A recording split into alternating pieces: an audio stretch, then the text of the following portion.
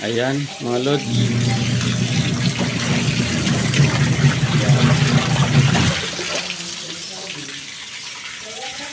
Balon tayo magdadryot na mga lods.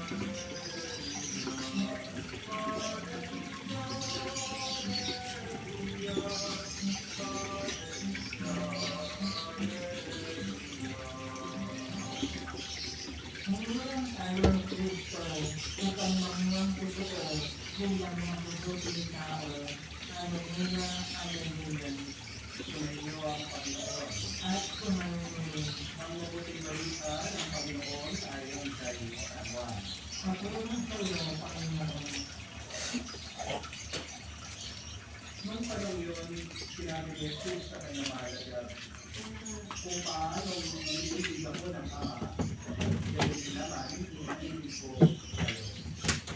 Manatili kayo sa aking pag-ibig. Kung tinutupan ninyo ang aking mga utos, mananatili kayo sa aking pag-ibig. Sulat ko, tinutupad ko ang mga utos ng aking ama, sa ako'y nananatili sa kanyang pag-ibig. Sinapagin ninyo ang mga benefito upang makahati kayo sa kagalakan ko at nalubos ang inyong pag-ibig. Ito ang kagalakan at pilihan.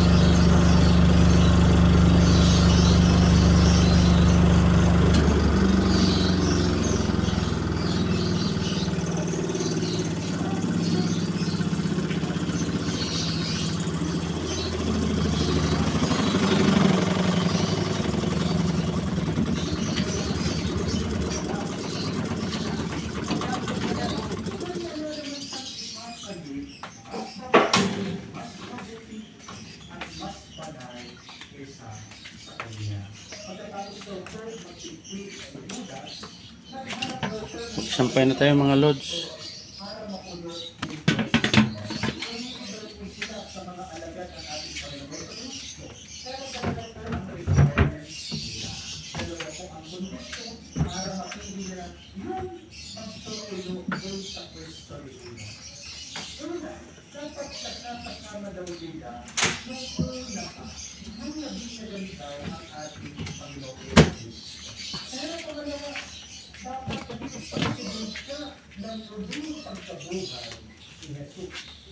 Pagkatapos daw po magdasal at magbulutan ng mga apostol, sa pamamagitan siya ng tulong din ng Diyos, hinirang, hinili, isang pagkas. And since Papayas was really a big improvement from Judas. Kung natatandaan niyo po, sigura nangungusap daw siya doon sa kabandila, magnilalakaw siya. Napakakwenta pa niya, wala naman po siya talagang malasakit sa mga nalibirap. Ang iniisip lang niya, yung sarili niya. Pero ito si San Matias, ayon po sa kasaysayan, nung tinuloy na po niya ang misyon ng pagpapahayag ng pananampalataya tungkol sa ating Panginoon Jesucristo, nakarating daw po siya sa mga taong kumakain ng tao, mga kanibal. Pero hindi po siya natakot. Dahil tapang pa niya, ginawa ang kanyang misyon. Kahit po inapos sa krus, hindi po siya umatras. May inalis ang Diyos. Pero meron isang inalis na mas mabuti. So my dear friends, do not worry and trust God when you learn. Ibalik mo yan. Kahit na gano'n pa kasakit na mawala ang tao ito sa iyo dahil pinagkatiwalaan mo siya sa pinig, sa tandaan mo, hindi naman ginagawang mahirap ng Diyos. Ang buhay mo, tandaan mo, hindi aalisin ng Diyos ang isang tao sa buhay mo. Kung alam naman niya, ng tao yan, kung makakatulong sa iyo, kaya inalis ng Diyos ang tao yan, sa buhay niya, kasi hindi na siya nakakatulong sa iyong pag-asenso. Ngayon pati ng Diyos na habang nandiyan ang tao niya, hindi ka magiging mabuha sa buhay mo. Opo, sakit ang iwan, minsan. Pero yung mas masagot ay yung nananatili ang isang tao na nagiging dahilan ng iyong pagdurusa. Mas maganda na masaktan ka, iniwan ka, kesa doon sa nananatili ang tao niya siyang dahilan. Bakit sumasakit ang ulo mo? Bakit namumroblema ka?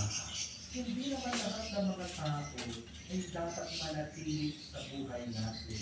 Not everyone is meant to stay with us. Some people stay with us early for a season. Sa maiksing panahon na, diyan mo lang kailangan ang tao niya. Mayroong mga taong darating sa ating buhay para maging aral sa atin. Meron din naman tao na darating para tulungan tayo na maabot natin ang pinapangarap ng Diyos para sa atin. Understand my good friends, God is cutting His people from our life, for our increase. God's plan, trust God finally. When it is all said and done, you will realize that God is moving His own time. You just have to let it go, and you just have to surrender always. Burger mo, anong balik yan? Yan mga kapatid, huwag kang mag-alala. Yan. Kung man na Burger mo, balik. tuloy ang project mo, o dyan sa negosyo mo, magtiwala ka, may mas maganda pang negosyo, mas maganda pang project na ilulunod ang Diyos para sa iyo. Huwag ka malungkot, kapatid, nawalan ka ng pera, at kung kapag nakamali mo, dahil sa susunod, ang darating sa iyo, sobra-sobra pa. So, may sinagdak sila ni darating sa tao, isang kaibigan mo, o baka asawa mo, makikita mo naman yung mga tao talaga ang concern sa iyo. Meron pa rin naman matitira sa buhay mo, yung mga nananatili yan, ay mga tunay na nagmamahal sa iyo. Kaya, magkakadala Ayan mga lods, tapos na tayo. Salamat sa panonood mga lods. Tapos na ang washing natin. Bye-bye.